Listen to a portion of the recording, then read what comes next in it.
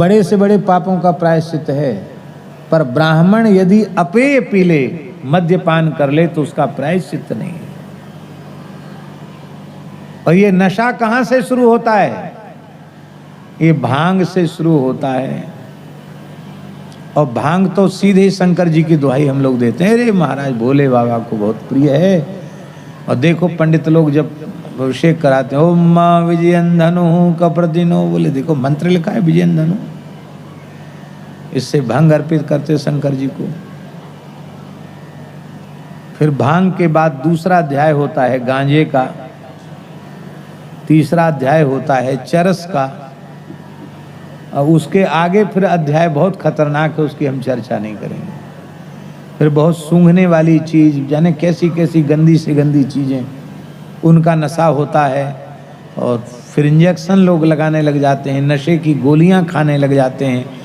इतना ही नहीं, अशुद्ध वस्तु पीने लग जाते हैं। शंकर जी की दुहाई दे के आप गांजा भांग का सेवन करते हैं तो शंकर जी को केवल उतने के लिए ही प्रमाण मानते हैं। अच्छी बात है, शंकर जी ने कालकूट विष पी लिया था, आप थोड़ा पी के देखिए। शंकर जी तो कालकूट विष पीकर नीलकंठ हो गए, आप थोड़ा पी के देखिए, कोई कंठ नहीं रह जाओगे। हाँ, शंकर जी तो नीलकंठ हो गए, तुम कोई कंठ नहीं रह जाओगे। इसलिए भागवत जी में स्पष्ट लिखा है, ईश्वराणाम वचः सत्यम तथैवा चरितं क्वचित। जो ईश्वर कोटि के महापुरुष होते हैं, उनका आचरण सामान्य लोगों के लिए अनुकरणीय नहीं होता है। जरत सकल सुर वृंद विषम गरल जेहि पान किय, तेहि न भजसि मति मंद, को कृपालु शंकर सरिस। बोलो नीलकंठ भगवान की जय। तो शंकर जी का तुम गांजा भांग वाला दुहाई दे रहे हो तो जहर भी पियो, जहर तो नहीं पियोगे, गांजा भांग पीने लग जाओगे। तमाकू खाना बहुत बड़ा पाप है, बहुत ध्यान से सुनो। पौराणिक आख्यान के अनुसार जब भगवान श्री कृष्ण अमृत कल्प वृक्ष लेने के लिए देवलोक गए, उस समय देवताओं का युद्ध हुआ, पुराणों में वर्णन है। उसमें देवताओं का पक्ष लेकर सुरभि गाय भी देवताओं के पक्ष से आई, देवताओं को बचाने के लिए। जैसे ही सुरभि को देखा भगवान ने, सो भगवान ने अपने धनुष की प्रत्यंचा उतार दी। बोले गाय के सामने हम हथियार नहीं उठा सकते, क्योंकि विप्रधेनु सुरसंत हित लीन मनुज अवतार, हम नहीं उठा सकते। गरुड़ जी को बड़ा गुस्सा आया कि भगवान तो गौ ब्राह्मण के लिए अवतार लेते हैं, और ये सुरभि गैया, ये देवता रोए गए तो इनके पक्ष में आके खड़ी हो गई। तो ये भगे, तब देवता भगे यहाँ से। तो गरुड़ जी ने धीरे से सुरभि को अपने पंख से स्पर्श किया, उससे सुरभि को कुछ चोट आई, और उसके शरीर से जो रक्त के कण धरती पर गिरे, उससे तंबाकू उत्पन्न हो गए। इससे तंबाकू खाना गोमांस भक्षण के समान पाप है। तंबाकू खाने वाला कभी हिंदू नहीं हो सकता है, उसको अपने को हिंदू मानना नहीं। तंबाकू खाने वाला, तंबाकू पीने वाला हिंदू नहीं हो सकता।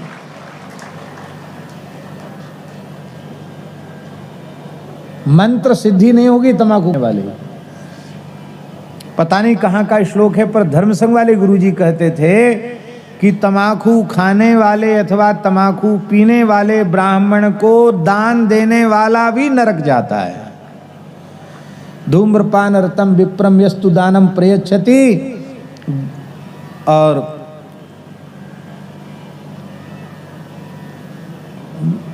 दाता तो नरकम ब्राह्मणों ग्राम शुकर दाता तो नरकम ब्रजेत। दाता नरक जाएगा और ब्राह्मणों ग्राम शुकर। भगवान ने तुमको मुख दिया था पवित्र मंत्रोच्चारण के लिए, कथा कीर्तन के लिए। तुमने गंदी चीज खाई तो जलो गंदी योनि में पैदा हो, वो गंदी चीज ही खाओ। इसलिए भैया कोई खाते वाते हो तो उसको तत्काल त्याग दीजिए, यहीं छोड़ के चले जाओ कि अब हम चाहे मर जाएं पर हम तंबाकू नहीं खाएंगे, बीड़ी नहीं पिएंगे, गांजा नहीं पिएंगे, भांग नहीं खाएंगे।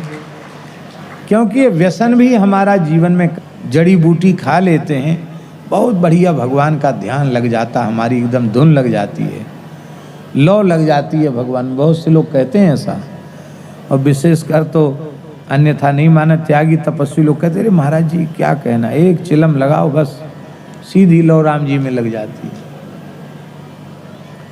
लेकिन भैया संत कबीरदास जी ने कहा, ध्यान से सुनो,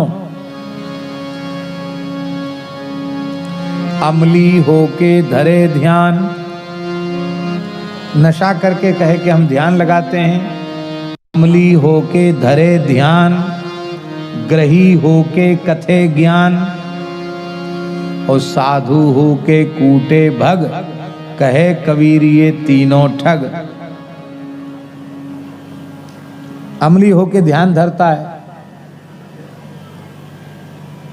नशा करके समाधि लगाता है, अमली होके धरे ध्यान और खुद लड़के बच्चे पैदा करने में लगा है और ज्ञान वैराग्य का उच्च कोटि का वर्णन कर रहा है, ग्रही होके कथे ज्ञान, और साधु होके कूटे भग, साधु होकर स्त्री का स्पर्श करता है, स्त्री संग करता है, तो कहे कबीर ये तीनों ठग।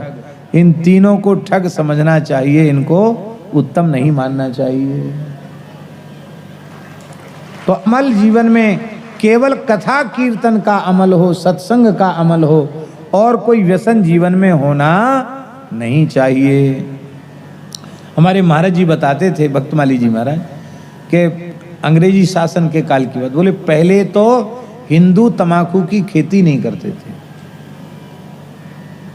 मुसलमान ही तमाकू की खेती करते थे किसी काल में, हिंदू खेती नहीं करते थे। हैं? हाँ जी,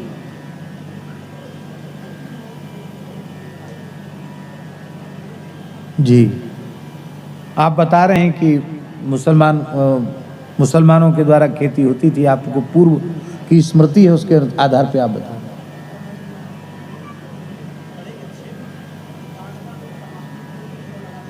हाँ तम्बाकू होती थी। और तो और सुन लो, आपको सुन के ऐसा लगा, महाराज जी की आंखों देखी बात बता रहे हैं हम आपको। तम्बाकू के जब वो पत्ते पक जाते हैं तो उसको सुखाया जाता है, तो उसको सुखाते थे, और महाराज जी कहते हमने आंखों से देखी हुई बात बता रहे हैं। वो लवशंका करते तो एक गड्ढा में, घर में सब एक ही जगह लवशंका करते और घड़ा में भर के उसी को उसमें सींच देते थे। मुसलमान नहीं, हाँ मुसलमान सब भर भर के उसी से उसको सींच देते, सूख जाता तो उसमें थोड़ी तेजी आ जाती है।